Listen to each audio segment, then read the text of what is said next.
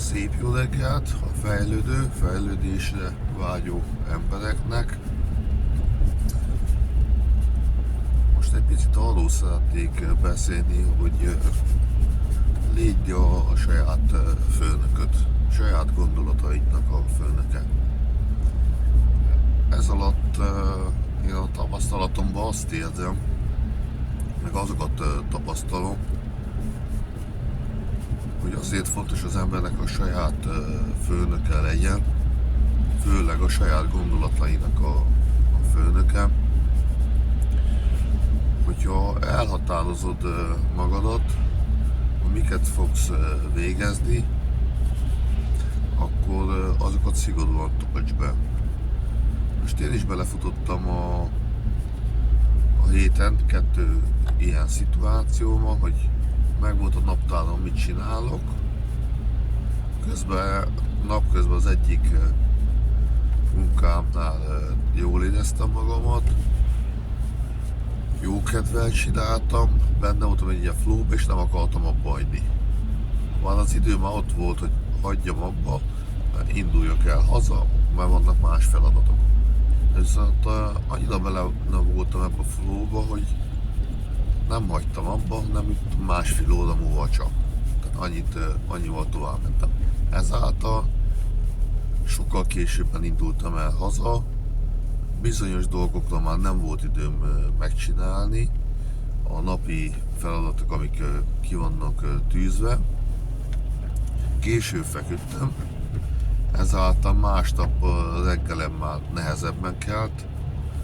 Ott is egy kisebb rutin kimaradt, és a másik nap megint hasonló, megint ugyanavval a munkával picit tovább csináltam, gyakorlatilag szintén egy másfél órát, ugyanúgy benne voltam a flowban, és másnap ugyanezt eljátszottam gyakorlatilag, hogy tovább maradtam, és már a esti feladatok, amik ki vannak tűzve, amiket kell még hazamegyek megcsinálni, már nem csináltam meg. Igazából jóformán semmit nem csináltam meg azokból. És akkor utána érzem magam kicsit így frusztráltnak, hogy miért jó ez? Hogy nem csinálom meg ezeket a dolgokat, hogy elhúzom. És akkor ilyenkor jutnak eszembe azok a gondolatok, amiket már nekem régebb kedves ismerőseim, barátaim mondtak, hogy légy a saját magad főnöke. És kőkeményen. Tehát olyan szigorú legyél, vagy igazából még szigorúbb legyél magaddal, mint hogyha egy főnökként vagy az embereiddel, a hozzád tartozó embereket, akik irányítasz. Hogy kiadod a feladatot határozottan, és számon kérod a feladatot. És a kiadott feladat az legyen teljesítve időre. Tehát ez ugye nagyon fontos, és hogy ugye ezekben a szituációkban betartottam, vagy nem tartottam be, és pont ebből jöttek ezek a csúszások.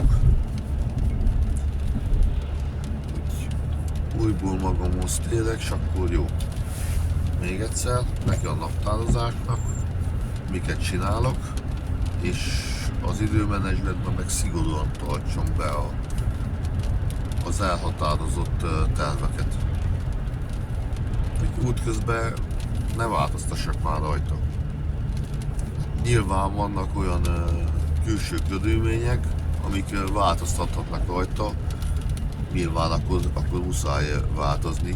Tehát azért nem fanatikusan, de törekedni kell arra, hogy rajtunk nem újjon az, hogy az a feladat, vagy amit eltervezünk, az nem úgy történik.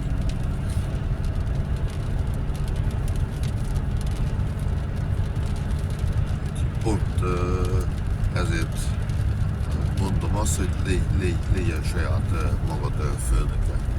Tehát elméleti síkon mindenféleképpen. Nagyon szigorúan be kell tartani, amit az ember kitalál. hogyha útközben rájövünk, hogy ez nem a legtökéletesebb megoldás, de még akkor is én úgy gondolom, hogy célszerű végigvinni. Tehát elkezdtük, vigyük végig. Nem, rájövünk útközben nem a legtökéletesebb megoldás, semmi gond, tudjuk már, van egy tapasztalat, legközelebb nem csináljuk így, vagy sokkal jobban csináljuk.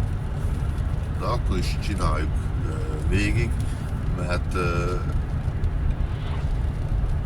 itt gyakorlatilag elcsúsznak a dolgok.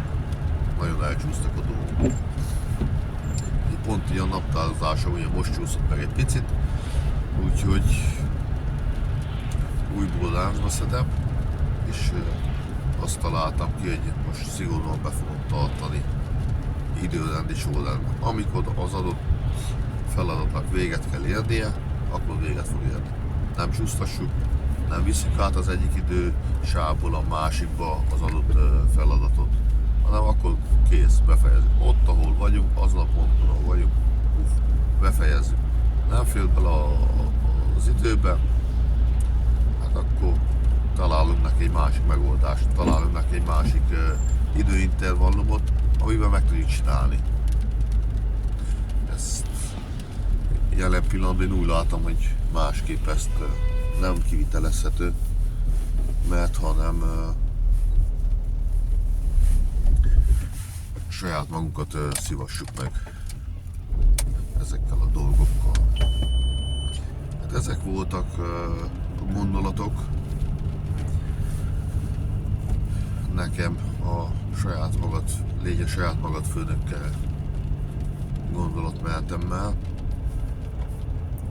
Úgyhogy legyen szép napotok, és szálljunk együtt a fejlődés útján.